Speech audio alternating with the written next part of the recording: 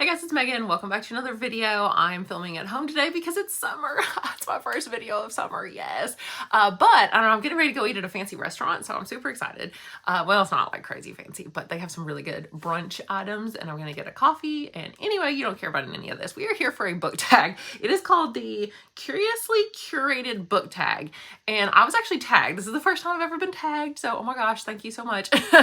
By Book Time with Ryan, and I'd never heard of his channel, but now I have too, so you should also go subscribe because I've literally watched like 2 or 3 other of his videos and I really enjoyed them. I was like, oh, I think I'd highly recommend him. So anyway, I am going to do this book tag. There are 10 questions, and I have some answers like vaguely planned, but I haven't planned like everything I'm going to say. So let's just jump into it. Number 1, what's in a name? If a book were to be written about your life, what would the title be?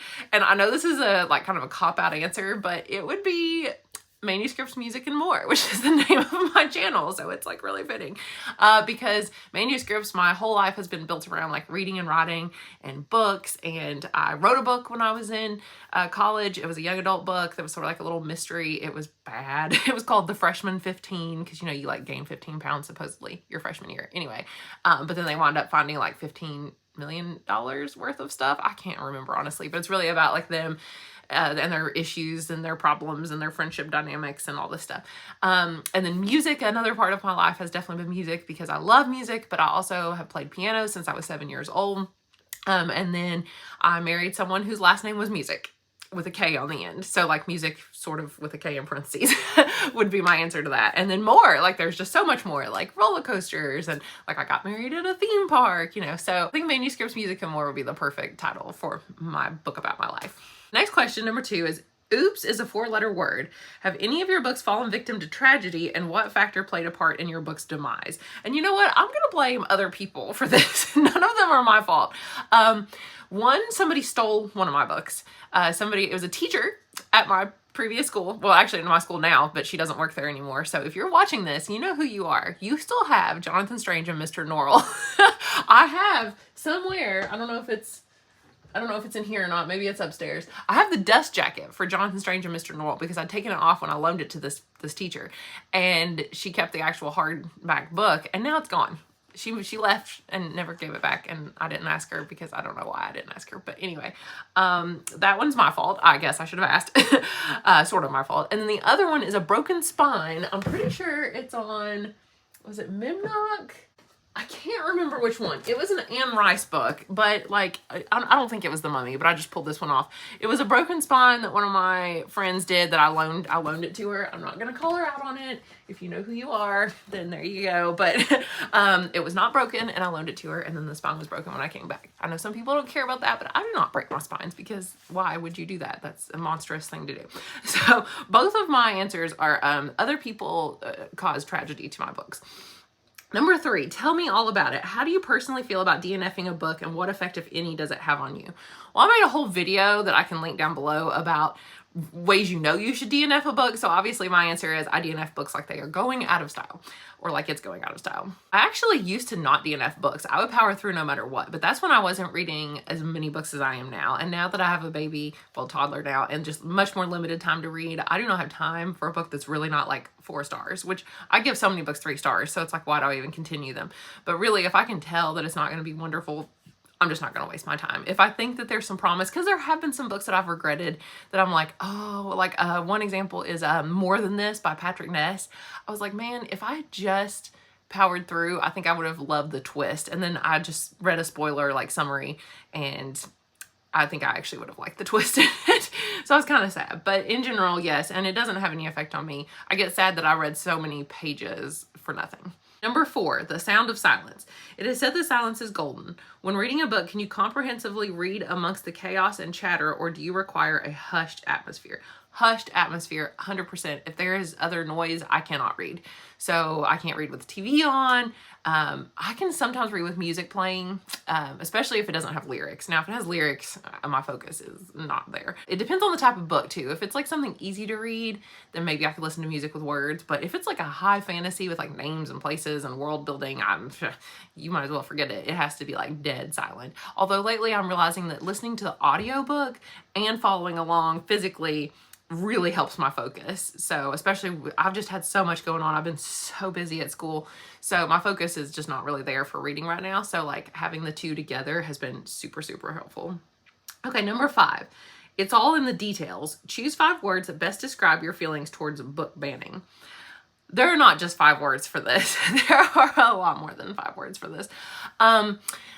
I'm not going to be able to pick 5 words, but what I will tell you is some insight into book banning in at least the state of Kentucky where I live, is that we just passed some legislation, Senate Bill 5 specifically, which says that if material is considered harmful to minors, then of course a parent can complain about it and we have to have like a resolution process for their complaint. But no matter what, no matter if the school decides, this is not harmful and we're keeping it on the shelves for everyone, whatever, no matter what the resolution is, the bill says that if the parent requests that their student not have access to that book, then the student can't have access to that book. So how do you do that? What do you do if they literally, if that means it can't be on the shelf, right? Like that's basically what it's saying. So I'm just like, okay, my plan then is I guess I would have a list of like who couldn't read certain books, and then I would have to put those books like behind the counter and then anybody else could check them out or something. We'd have like a secret back room of books, which means they'd probably get way more checked out. I just imagine having like a bodyguard standing there at the door, and I've got like a rope that I swing back, when somebody wants in, and we're like, what's the password to the secret room of banned books? I don't even know, but it's ridiculous. And the other big problem is that it says if it's harmful to minors is the problem with the book. Well, what's harmful to minors? That's just it. There's no definition. And they give some criteria. There's like 3 different little things that they mention. And one of them just basically says anything that is basically going against, I can't remember how they worded it in the bill, but it's like anything that goes against the prevailing standards of what is suitable for minors. Well, who decides that? What if one person says, well, this is fine, and the other person says, no, this is not suitable for my minor, so I don't know. It's ridiculous, and that's the state of book banning right now in education in Kentucky. Oh, and also the other problem is that it's going to be on principals now to decide finally whether a book will be like pulled off the shelves or like what they're going to do with a complaint. Because in the past, it has been that like a committee can be formed, which the principal can still do. The principal could still form a committee of people with like teachers, students, administrators, librarians, whoever, and decide like what to do with the complaint and like read the book or whatever. Well, now it says that you have like 7 days or something from the time of the complaint to have the principal respond with what they're going to do. So the principal doesn't have to form a committee. They don't have to read the book. Like it literally doesn't even say they have to read the book. They can just decide. So I can imagine some principals that are busy or that just want to get rid of the complaint, they'll just be like, okay, just pull the book off the shelf. So my principal is amazing, and she's not going to do that, I know. But there will be principals, I'm sure, that do. So book banning, it's in a sad place right now. But anyway, those are my thoughts. So number 6, it's never too late. Name a book with a villain turned good guy. I did have to think about this one, a villain turned good guy, because there are a lot of like obvious answers. Like the first thing I thought of was like Jaime Lannister from Game of Thrones, but I feel like that's too obvious. So I tried to really dig deep, and here's what I came up with. I came up with the main character in I Hunt Killers, which is by Barry Lyga, which is, where am I going to put it? Here, yeah, there we go. Which is a young adult like mystery thriller kind of novel, and it's a trilogy, but the first one's way better. But the main character used to go along on like serial killing missions with his dad. His dad was a serial killer, and he actually went along with him and like somewhat helped and like learned the ropes of serial killing. And then now he's trying to make sure that he's not going to fall into the trap of actually turning into a serial killer, because he wants to be a good guy, but he's so afraid that he will follow in his dad's footsteps. So he kind of was a bad guy turned good. So I'm going to count that. Maybe Jax from Once Upon a Broken Heart, because he definitely seems like he's definitely sort of a bad guy. He's had some, he's kind of a trickster, but when the main character meets him, he doesn't just immediately like turn good. Like he's more like Jack Sparrow kind of, he's roguish, and yes, he does some like questionable things, but I think he has like some good intentions at heart, and I think he's getting better. And as the series goes on, I think he's going to become more of a hero. I also thought of the main character from Raybearer. Her name was like Tarisai, I think it was, by Jordan Afueko. I read this a couple summers ago, so it's been a while, but the main character in this book was sent by her kind of like strange mother figure that she has to go and do something bad. But she's not really bad at heart, but because her motives were originally bad, I'm going to count it that then she turns into a hero and decides to like rebel against what her mom wants her to do, and she's going to figure out a way to get around it. But it's something she has to do. Like she's almost like being controlled to do it.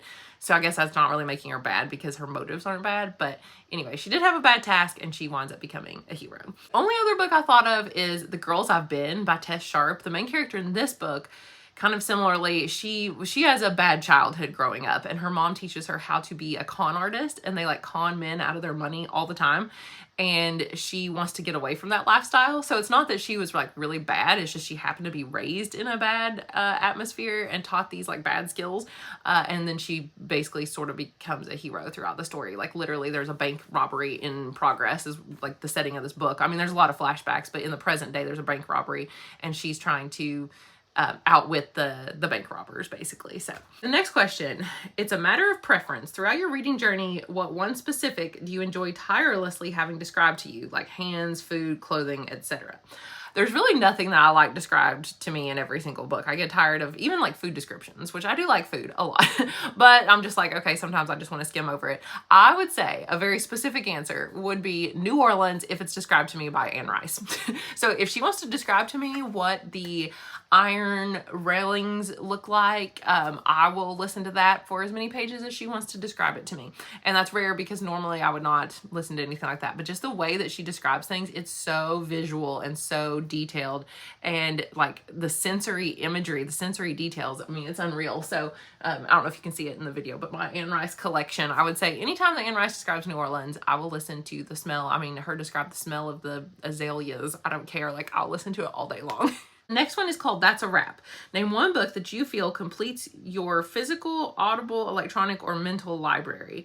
Yeah, and I'm not sure what this question means, but I think I'm going to go with that it's if I could buy one more book to complete my collection, what would it be? And I'm going to say any sort of special edition, because right now I don't really have special editions of books, which I know you're like, what? You're a librarian and everything. I just don't. I just like devour books and I read them so quickly, and I don't honestly care a lot of times if I own a book or not. Like even if it's one of my favorites that as long as I've read it and I enjoyed it, then like I don't even care if I buy it. I will buy it if it's like an all-time favorite, but a lot of my books I just get from the library, which is why my collection's not huge or anything, and I have a lot of random books I don't even like love. But I think if I got a special edition with like sprayed edges and like some foiling on it and like a really pretty like naked hardback, I think that I would really enjoy that. And I just really want, I think I own one book right now with sprayed edges, and it was a used book I bought that literally smells like smoke. I think it was Winterwood by Shay Earnshaw, and I didn't even like that book that well. So anyway, I will get another special edition. Okay, the last two are about tagging other people. So it says, number 9, lend a helping hand. Recommend 3 booktube channels that need a boost in subscriptions, and then go and subscribe to their channel. So somebody actually, like I said, the person that tagged me picked me for this one, which was really exciting. So I've picked 3 that I really, really enjoy that you should totally go and subscribe to. First is Chloe Frizzle, and that's her name and her channel name as well, at Chloe Frizzle. And she kind of grew like at the same time as my channel. I feel like we have right around the same number of subscribers, and she's more like really, she's like a scientist or engineer. I don't know, Chloe, if you're watching this, you'll have to correct me, but something like that, right? I should totally have looked this up beforehand. But anyway, so it's really interesting to see like fantasy books from her perspective. She does a lot of like fantasy, you know, sci-fi recommendations, things like that. I'm looking at her channel right now. But yeah, I love that she tells you whether she's going to give you spoilers or not. I think that that's really very handy. She also designed her own like system for like kind of figuring out like what your book tastes are. And I took her little quiz to figure out like where I fall on her scale, which was really fun to see like what books it would recommend me. Another one I would recommend is, Dead Good Book Reviews. So her name is Judith, and I discovered her actually in the library when I was finding reviews of books to show students, like book trailers and things, and I needed a trailer to promote A Wizard's Guide to Defensive Baking, and I couldn't find a good book trailer, but I found her little book talk like review of it, and it was so good. She's so like just personable and friendly, and just like her hair's a fun color and her accent, oh my gosh, it's amazing. She's got a British accent. So yes, I'm here for the accent. The last channel I'm going to recommend is not really necessarily just booktube, but it's called Free Library Teen Central. It only has 100 subscribers, but I discovered it also for school when I was looking for a book talk to preview What We Harvest by Anne Freistad, and I found a really amazing one on this channel. I absolutely loved it. I thought the lady that did it, there's different people that do these videos. It's not the same person in every video, but I really, really liked the lady that did this one because it was very well planned. Like, she had planned the video. It was only like a minute long book overview with no spoilers or anything, but it was really like catching, you know, for young adults especially, like when their attention span is so low. So I really, really enjoyed this channel, and you should also totally go check it out. The last question is just to tag 3 unique and enjoyable booktube personalities to do this tag. So I'm gonna tag 3 people, and I doubt some of them will do it, but you know, we'll see, because some of them are actually pretty like popular on booktube, and I'm honestly not popular, but here we are. So Jade from JD Ray Reads, you are one of my favorite booktube channels ever. I love watching your content. I love your accent.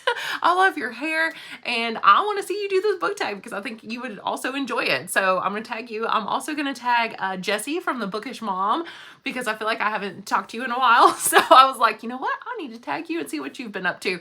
So if you want to do this tag, have at it. These are very different questions too. I think you'll enjoy it because it's like different questions than what you would normally answer in a tag video. I definitely have never answered these types of questions before, and I really had to think about some of the answers. So it's pretty thought-provoking. And lastly, I'm going to tag Judith from Dead Good Book Reviews. So like I said, I discovered your channel when I was doing a video for my high school library, and we all just loved you, and my students loved it too. So anyway, you guys, if you're interested in doing the tag, please feel free. It's called the Curiously Curated Book Tag. So thanks, Ryan, for tagging me in this video, and anybody else that wants to, please feel free to do it. But thank you guys so much for watching, and I will talk to you again soon. Bye.